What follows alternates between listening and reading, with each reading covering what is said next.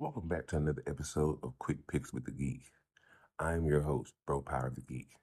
So let's get right into it. I'm going to give you guys my strongest parlay.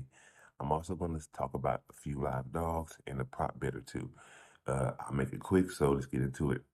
My strongest parlay is going to start off with Nurolo Ali at minus 530. And then we have Ernesta Caracante at minus 295. We have Jacoby Smith at minus 500. Marco Tulio at minus 500. And then we have Roman Kopylov at minus 280. This parlay comes in at plus 211. So $10 will win you 21 and change. So that is a pretty strong parlay in my personal opinion. I think all those fighters are pretty much, going to win their fights pretty easily. Um, Roman Kopylov, a little concerned with Chris Curtis and Roman Kopylov, but I think Roman's going to be able to poke that jab out. I think the footwork is going to frustrate Chris Curtis. We've seen him be frustrated before when he's fighting fighters who use their jab well and have good footwork, because Chris only uses his hands. He's a boxer and that's it. He doesn't kick, he doesn't take down. He's okay in a clinch, but for the most part, he's just a boxer and he just uses his hands. Roman has too many tools, and Roman can lean on his takedowns if he needs to. And also, even if he doesn't land the takedowns, he can still control time against the fence, So I think this is a strong parlay, and that's the strongest parlay I got for you.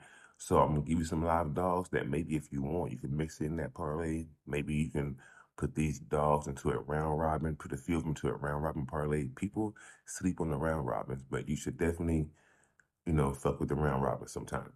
But live dogs, first dog I like that I spoke about in my videos is Victoria Dudakova. I like Victoria Dudakova. I'm not saying she's a world beater. I understand she got beat pretty bad in her last fight with Sam Hughes. I think she just gassed out in the end. Being a young fighter, being undefeated, I think she gassed out in the end, and I'm hoping that she closed up that hole in her game. And I think she'll have a chance here at a split decision. I don't think Fatina's Klein MMA grappling is as good as it is being advertised. But I'm not gonna bet a straight money line bet on Victoria Dudakova. Maybe if her fight was later in the night and I had already won a little money, I'll sprinkle some money on her on the straight money line. But she's the second fight of the night, so I'm probably gonna bet the split decision on that one.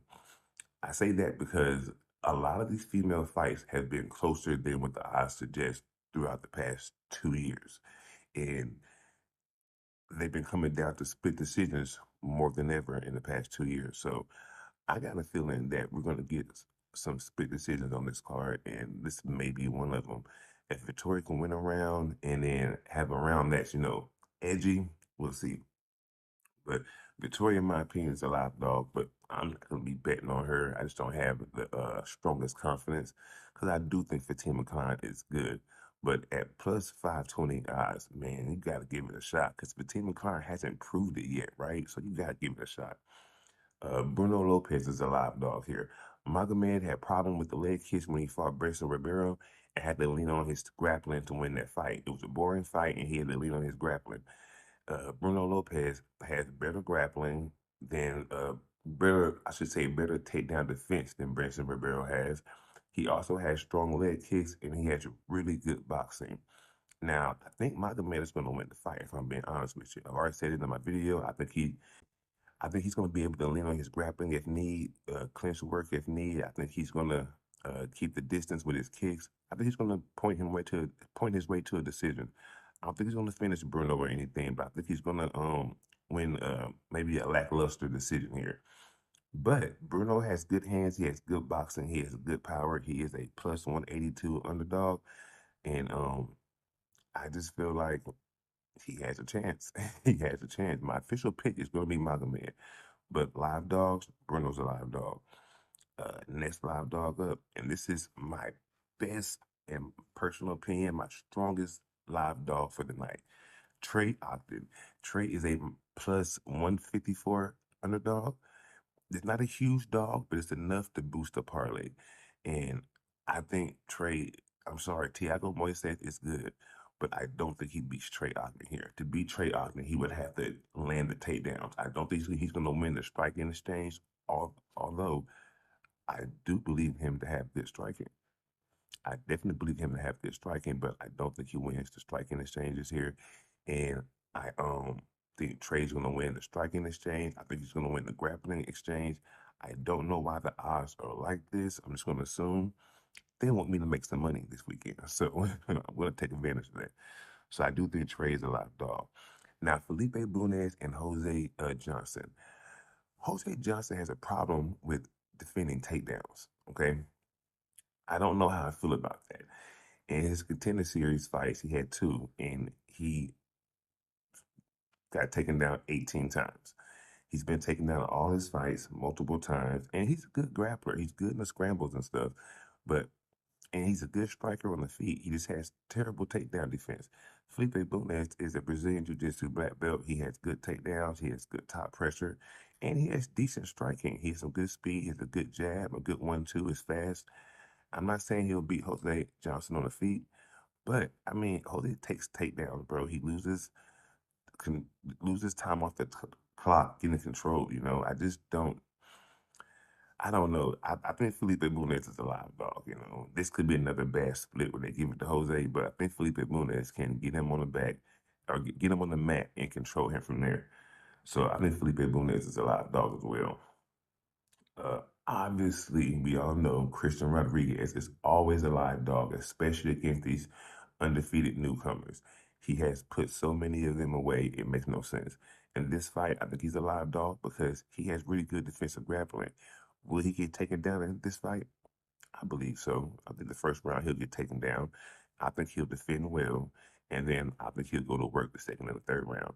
I think Austin Bashi has never faced anybody who's given him resistance. He's a really strong grappler, but when you watch his fights, he's fighting people who aren't really putting up much fight back to what he's doing. So I don't know how I feel about that, but I like Christian Rodriguez in this spot. He is a live dog, and I will be putting him maybe in the underdog parlay that I round robin, or I may sprinkle him into I don't know. I may put him in I don't know underdog parlay, or I may sprinkle him into my strongest parlay just to boost those odds a little bit. Because I'm thinking about putting Trey Ogden and Christian Rodriguez in my strongest parlay just to boost the odds some. But I believe that's about it. Carlston Harris is a live dog at plus 100, but that fight is just wildly unpredictable. My official pick for that fight is Carlston Harris, but I don't know if I'm going to bet that. I don't know if I'm going to bet that spot just yet. I have a couple of days to decide what I'm going to do. So, but I do like Carlston Harris in that fight because he's an underdog.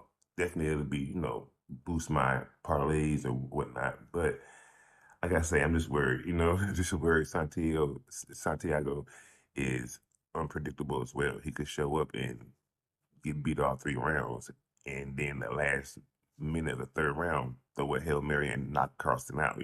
So you just never know. And also, well, one more thing, Cesar Almeida and Abdul Razak Al Hassan.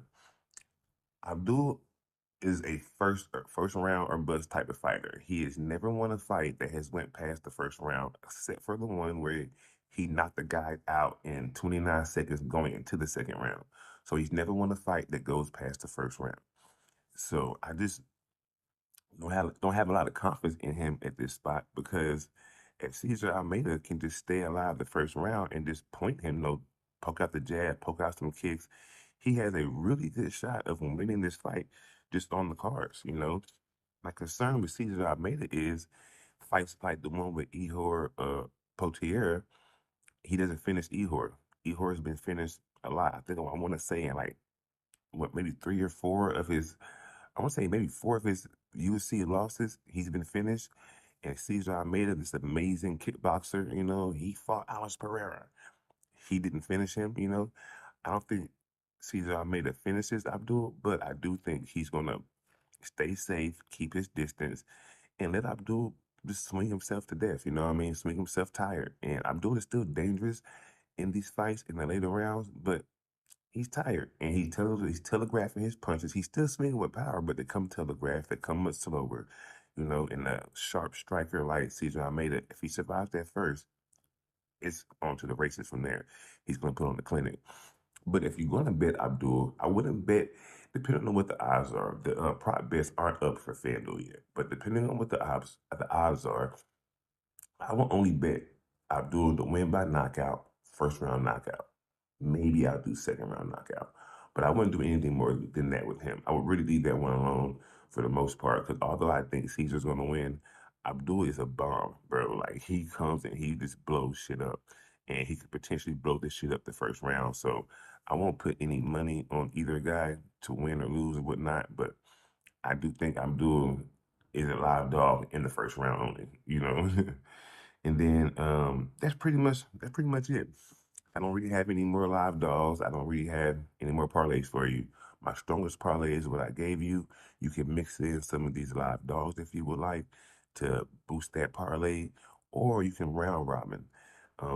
Personally, what I like to do with my bets is I never put more than $10 in my FanDuel account, and I just spread the $10 over a few parlays and maybe a few money line bets. The goal isn't to win a million just on one bet. The goal is to build up slowly. So when I do want to place a $60 straight money line bet on a good dog like Trey Ogden, then I'm not using my money to do so. I'm betting with the house's money now because I've won so much. You know, so it's not about building up fast. It's about a slow build, you know. So yeah, that's my strategy. And that's the video. Thank you guys for sticking around. I really appreciate it. And good luck on your bets this weekend. And I'll see you guys probably Saturday to start posting the videos for the next event. For our pay-per-view event, we got 2 title matches. All right, so I'll see you guys next time.